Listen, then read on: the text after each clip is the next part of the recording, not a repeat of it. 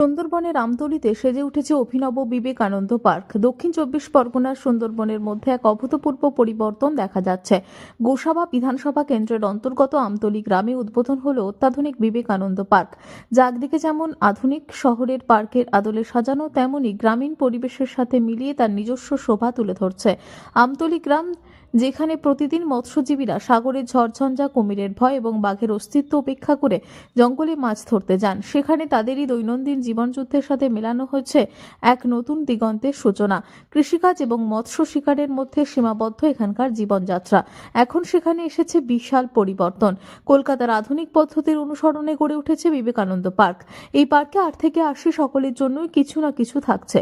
ছোটদের জন্য খেলার যন্ত্রপাতি, বয়স্কদের জন্য শোভনীয় ফুল ও একান্ত পরিবেশ, যেখানে তারা একটু সময় কাটাতে পারবেন। একদিকে যেমন শহরের পার্কের সুসজ্জিত সাজ, অন্যদিকে গ্রামীণ সৌন্দর্যের সঙ্গে তার মিলন। এই পার্কটি এখন আমতলী গ্রামের গর্ব। পার্কটির উদ্বোধন করেন জয়নগর লোকসভা কেন্দ্রের সাংসদ প্রতিমা মণ্ডল, জেলা পরিষদের কর্মদক্ষ অনিমেষ মণ্ডল ও আমতলী গ্রাম পঞ্চায়েতের উপপ্রধান রঞ্জন কুমার মণ্ডল। তিনি জানান, শহরের মতো গ্রামেও এমন পরিবেশ গড়ে তোলা সম্ভব, তা আমরা করে দেখিয়েছি। আর এটা সম্ভব হয়েছে আমাদের রাজ্যের মুখ্যমন্ত্রী মমতা বন্দ্যোপাধ্যায়ের অনুপ্রেরণায়। তিনি আরো বলেন, আমরা সুনিশ্চিত করেছি যে এই গ্রামটিতে শহরের মতো সুবিধা থাকবে। এখন আর মাটির রাস্তা নেই, সব রাস্তাই পাকা হয়েছে, রাস্তার ধারে ইলেকট্রিক লাইট বসানো হয়েছে এবং প্রতিটি বাড়িতে পানীয় জল সরবরাহের ব্যবস্থা করা হয়েছে। বিবেকানন্দ পার্ক গড়ে তোলার পেছনে একাধিক প্রকল্পের টাকা ব্যয় হলেও সবচেয়ে বড় কথা, রঞ্জন কুমার মণ্ডল তার ব্যক্তিগত রোজগারের টাকাও এই প্রকল্পে বিনিয়োগ করেছেন।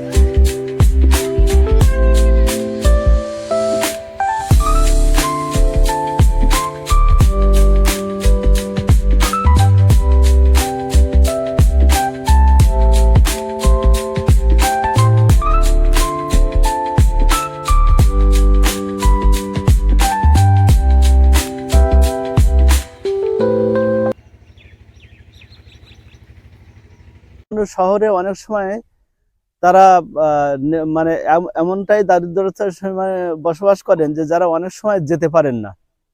তো ওয়ার্ল্ড হেরিটেজ সুন্দরবন, যেটা সুন্দরবন গোসবা ব্লক জুড়ে, গোসবার মানে রাঙ্গাবেলিয়া টু এদিকে বালি থেকে শুরু করে ওই দিকটাই আছে, জঙ্গলে মানুষ ভ্রমণ করেন।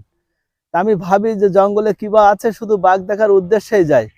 তো যেখানে গোসবা ব্লকের মধ্যে একেবারে শেষ প্রান্তে আমতলী অঞ্চল আছে, আমার সবসময়ের জন্য ভাবনার মধ্যে ছিল যে মানুষের জন্য একটু বিনোদন, অর্থাৎ শিশু থেকে বৃদ্ধ পর্যন্ত সার্বিকভাবে যাতে তারা এই গ্রামের মধ্যে একটু তারা সময় কাটাতে পারে, খেলাধুলার মধ্যে থেকে হোক, আনন্দের মধ্যে, গল্পগুজবের মধ্যে থেকে হোক, এমন কিছু করতে পারে, সেই ভাবনা ভাবতে যে বিগত 5 বছর ধরেই আমার ভাবনাটা মানে আস্তে আস্তে করে আমি প্রথমে ফ্লাড সেন্টারে আমার বাউন্ডারি ওয়াল করে দিয়ে সেখানে কলকাতায় ঘাস টাস এনে কিছু করা তৈরি করি।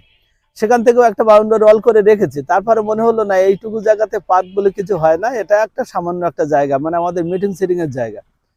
তারপরে এই জায়গাটি আমাদের 2014 সালে অর্থাৎ 11 সালে মাননীয় মুখ্যমন্ত্রী মমতা বন্দ্যোপাধ্যায় ক্ষমতায় আসার পর আমাদের প্রয়াত বিধায়ক জয়ন্ত নস্কর মহাশয়, যিনি 21 সালের করোনার আক্রান্তে মারা যান, তো তিনি আসার পর থেকে আমার মনে হয়েছে যে এই ধরনের নেতাকে পেয়ে আমার কাজের উদ্বুদ্ধ, অর্থাৎ তিনি জীবনে কখনো নিজের কথা ভাবেননি। গোসাবা ব্লকটা এমন একটা সুন্দরভাবে গোছানোর চেষ্টা করেছিলেন, আমাকে সন্তান স্নেহে ভালোবাসতেন।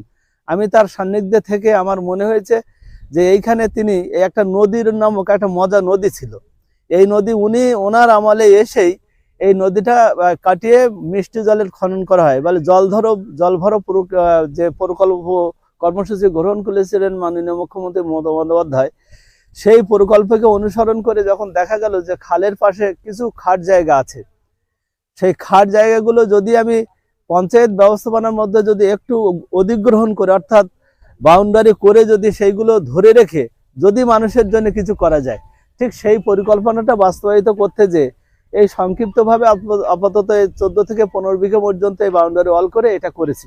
আমার স্বপ্ন আগামী দিনে এই খালটি প্রায় 3 কিলোমিটার আছে, ঠিক এইভাবে সাজিয়ে যাব আমি 3 কিলোমিটার। আমি ভাবি শহর যা গ্রামতা, যদি কিনা সেই গ্রামে শহরের মতো করে সাজানো গোছানো করা যায়, তাহলে আর মানুষের ওই আকাঙ্ক্ষা বলে একটা কথা আছে যে আফসোস, আমি আফসোস রাখবো না। আর আমার ইচ্ছা যে শহরের মানুষ নেমে আসুক আমতলী গ্রাম পঞ্চায়েতে, কারণ আমি আমতলী গ্রাম পঞ্চায়েতকে ভালোবাসি। এটা আমার মনে হয়েছে যে যে কটা দিন আছি বা থাকবো মানুষের জন্য সেবা করে যাব। আর মৃত্যুর পরে কি রেখে গেলাম, অনেক কিছু রাস্তাঘাট থেকে ডেভেলপমেন্ট, যেমন সরকারের অনুকূলে থেকে অনেক কিছু করেছি। স্মৃতি কি, স্মৃতি আমার মনে হয়েছে যেদিন আমি থাকবো না সেদিন এলাকার মানুষ ভাববে একটা ছেলে ছিল, একটা পার্ক গড়ে গেছে, যে পার্ক একমাত্র মানে আমতলীতেই ওনার দিয়ে সম্ভব হয়েছিল, আজকে তো আমরা উপভোগ করছি। এটাই আমার সদিচ্ছা। এটা বাজেট কেমন আছে দাদা?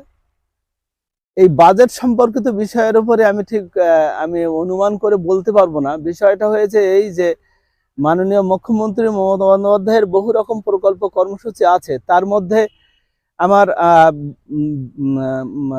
আমার এমপি প্রতিমা মণ্ডল, তিনি এর আগে একটা কমিউনিটি হল দিয়ে শুরু করেছিলেন আর কি। ওই কমিউনিটি হলটা যে জায়গাটা অবস্থিত, দুর্ভাগ্য পঞ্চায়েতের নামে আমার একটু মানুষের জন্য দান করার স্বার্থে আমি পঞ্চায়েতের নামে একটা জমি কিনেছিলাম, 2 বিঘা জমি, সেটাকে পঞ্চায়েতের নামে দান করেছিলাম, এবং সেই জায়গার উপরেই ওই মানে আমাদের কমিউনিটি হলটা হয়েছিল। আপনারা দেখুন এই সামনে কমিউনিটি হল দেখা যাচ্ছে।